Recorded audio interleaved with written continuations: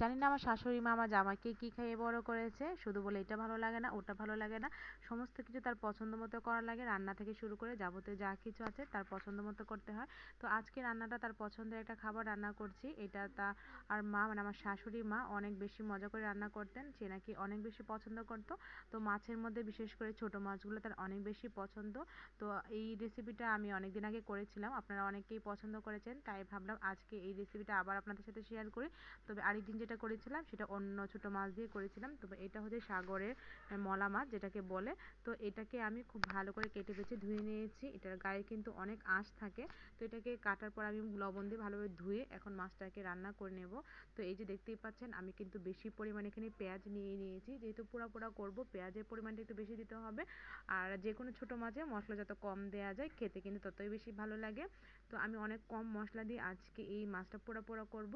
এখানে আমি 1 চামচ করে হলুদ ধনিয়ার গুঁড়া দিয়ে নিলাম আর হাফ চামচের মতো হলুদের গুঁড়া দিয়ে নিচ্ছি। তারপরে তো বেশি করে পেঁয়াজ, তারপর কাঁচামরিচ দিয়ে নিলাম। তারপরে একটু স্বাদ মতো লবণ দিয়ে আমি খুব ভালো করে পেঁয়াজের সঙ্গে মশলাটা মাখিয়ে নিলাম। ভালোভাবে মাখিয়ে নেওয়ার পর অল্প একটু সয়াবিন তেল দিয়ে নিয়েছি। তেলটা দিয়ে আবারও কিছুক্ষণ ভালো করে মাখিয়ে নিয়ে তারপর মাছগুলা দিয়ে নিলাম। তো মাছগুলা দিয়ে মশলার সঙ্গে ভালো করে মিশিয়ে নিয়েছি। তো মাখামাখির কাজ শেষ, এবার মাছটা রান্না করার পালা।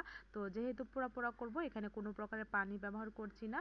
তো চুলায় একটা প্যানে দিয়ে নিলাম বেশ কিছুটা সয়াবিন তেল। তেলটা খুব ভালো করে গরম করে নিয়েছি। এবার আমি মাছগুলা দিয়ে নিয়েছি একটা খুন্তির সাহায্যে। তো মাছগুলা দিয়ে আমি মাঝারি আঁচে মাছগুলো খুব সুন্দর করে ভেজে নেব।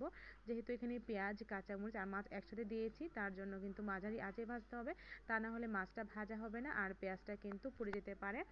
এখন আমি মাঝারি আঁচে মাছটা খুব সুন্দর করে ভেজে নিচ্ছি।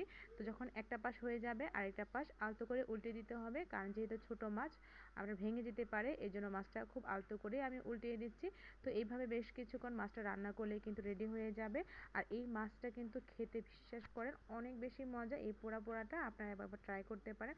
তো আর যেদিন বাসায় আমি এই মাছটা এভাবে রান্না করি, বিশেষ করে ছোটো মাছটা রান্না করে, সেদিন আমার হাজব্যান্ড কিন্তু অনেক তৃপ্তি সহকারে ভাত খায়, সেটা আমি খেয়াল করেছি। তো আমাদের বাসায় যখনই ছোটো মাছ নিয়ে আসে আমি এইভাবেই তাকে রান্না করে দিই। তো বেশিরভাগ সময় ছোটো মাছগুলোকে আমি এভাবে পোড়া পোড়া করি, সে অনেক বেশি পছন্দ করে খায়, তারপর আমার কাছেও অনেক বেশি ভালো লাগে। তার জন্য ভাবলাম ভিডিওটা আজকেও আপনাদের সাথে শেয়ার করি। এই যে রেডি হয়ে গেল আমার ছোটো মাছের পোড়া পোড়াটা, আমি একটা প্লেটে ঢেলে আপনাদের দেখাচ্ছি। ছোটো মাছের এই পোড়া পোড়াটা সত্যি অনেক বেশি মজার এবং লোভনীয় হয়েছে। আপনারা মাছের পোড়া পোড়া দেখে নিশ্চয়ই বুঝতে পারছেন যে এই মাছটা আসলে কতটা মজা হয়েছে। একদম পোড়া পোড়া পেঁয়াজটাও কিন্তু প্রায় ভাজা হয়ে গেছে আর মাছটাও কিন্তু একদম ভাজা ভাজা হয়েছে।